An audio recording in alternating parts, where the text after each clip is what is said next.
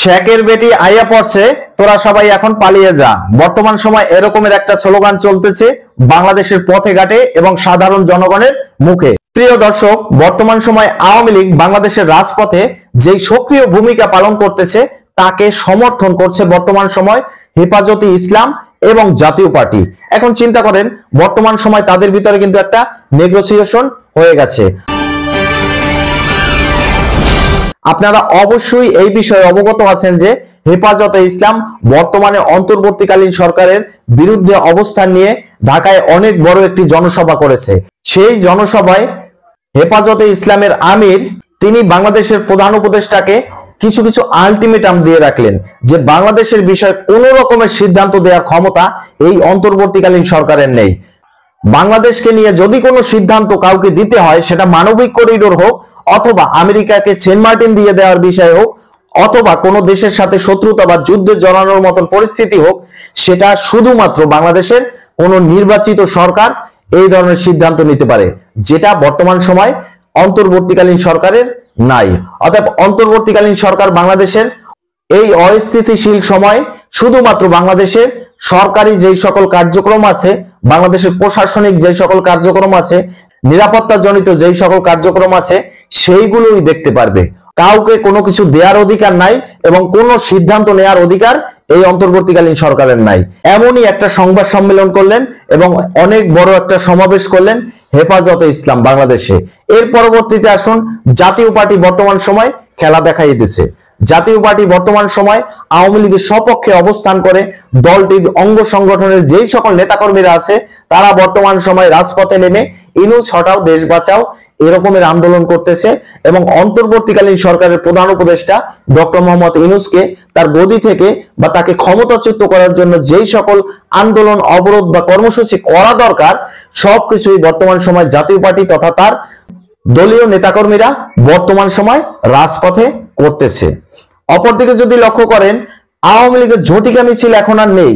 আওয়ামী লীগের ঝটিকা মিছিল উঠে গেছে। এখন যে মিছিলগুলো আওয়ামী লীগ করতেছে সেগুলো বড় বড় সমাবেশ, বিক্ষোভ সমাবেশ, আন্দোলন এবং শেখ হাসিনাকে ফিরিয়ে আনার জন্য যা কিছু করা লাগে সবকিছু দলটির নেতাকর্মীরা বাংলাদেশের রাজপথে থেকে করতেছে।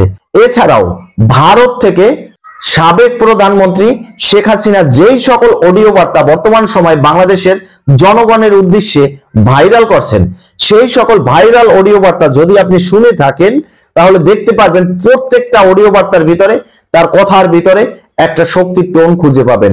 সেই শক্তি বর্তমান সময় তিনি অর্জন করে ফেলেছেন বিভিন্নভাবে, বৈদেশিকভাবে, কূটনৈতিকভাবে অথবা তার 27 বছরের ক্ষমতা আমলে বিভিন্ন দেশের সাথে যেই সকল ব্যক্তিগত সম্পর্ক আছে বা রাজনৈতিক সম্পর্ক আছে সেই সম্পর্কের জোরে বর্তমানে সাবেক প্রধানমন্ত্রী শেখ হাসিনা ভারতের দিল্লিতে বসে এই সকল ভাইরাল অডিও বার্তা তিনি বাংলাদেশের জনগণের উদ্দেশ্যে বলতেছেন।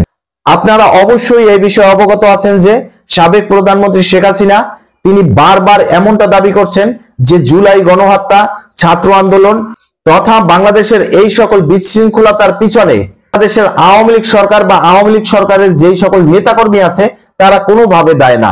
যদি এখনো সেই আন্দোলনের যেই সকল ব্যক্তিরা খুন হয়েছে, গুম হয়েছে, তাদের যদি ময়নাতদন্ত করে বা তাদের যদি অরিজিনাল পোস্টমর্টম রিপোর্ট এখনো বের করে তাহলে জানতে পারা যাবে এটা টোটালি একটা সাজানো গুছানো চক্রান্ত ছিল, যার পিছনে সাবেক প্রধানমন্ত্রী দায়ী করছেন বর্তমান অন্তর্বর্তীকালীন সরকার ডক্টর মোহাম্মদ ইউনূসকে এবং বাংলাদেশের কিছু মৌলবাদী সংগঠনকে। এখন যদি এমনটা তিনি দিল্লিতে বসে দাবি করে থাকেন তাহলে বাংলাদেশের অন্তর্বর্তীকালীন সরকার তথা এখন যারা ক্ষমতায় আছেন তাদের এই জুলাই হত্যায় বা বাংলাদেশের এই ছাত্র আন্দোলনে যেই সকল লোক শহীদ হয়েছেন তাদের ময়নাতদন্ত বা পোস্টমর্টম রিপোর্ট পুনরায় বিবেচনা করতে কি সমস্যা? যদি এটা বিবেচনা না করা হয় তাহলে এই অন্তর্বর্তীকালীন সরকার আজ হোক কিংবা কাল হোক সমালোচিত হবে। কারণ বাংলাদেশে এই অন্তর্বর্তীকালীন সরকার দীর্ঘমেয়াদে থাকতে পারবে না, কারণ সে নির্বাচিত সরকার না। আজ হোক কাল হোক তাকে নির্বাচন দিতে হবে।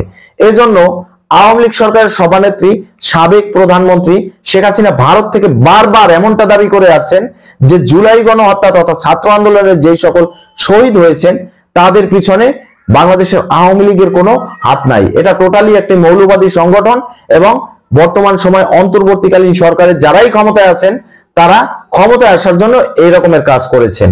প্রিয় দর্শক, দেখতে থাকুন পরবর্তীতে বাংলাদেশের প্রেক্ষাপট কি হয়। পরবর্তীতে এমন দিন না আসে যে বাংলাদেশের সমস্ত জনগণ এই রকমের বিএনপি থেকে এক কথা বলবে, দিল্লি থেকে শেখ হাসিনা তার অডিও বার্তায় এক কথা বলবে, বাংলাদেশের আওয়ামী লীগের যেই সকল নেতাকর্মী বর্তমানে রাজনৈতিক ময়দানে অবস্থান করতেছেন তারা এক কথা বলবে, জামাত ইসলাম এক কথা বলবে, জাতীয় পার্টি এক কথা বলবে। এই সমস্ত লোকের কথা শুনে বাংলাদেশের জনগণ একসময় পাগল হয়ে রাস্তায় নেমে পড়বে এবং তখন দেখবেন কুকুরের মতন, কুকুর যেমন পাগল হইলে যে কাউকে ধরে কামড়ে দেয় সেই রকমের কামড়ানো শুরু করে দেবে। তো সেই কামড়ানোর দিন সম্ভবত সামনেই এসে গেছে। অপেক্ষা করুন, দেখতে থাকুন বাংলাদেশের প্রেক্ষাপট কি হয়। আর বাংলাদেশে আওয়ামী লীগ কি শক্ত অবস্থানে ফিরে আসতে পারে, অথবা যেইভাবে তলিয়ে গেছে ওইভাবে হারিয়ে নিঃশেষ হয়ে যায়। যা কিছু হয় সবকিছু নিয়ে আমি আজকের বাংলাদেশ ইউটিউব চ্যানেল বা ফেসবুক পেজের নিয়মিত আয়োজনের মাধ্যমে থাকবো আপনাদের সাথে।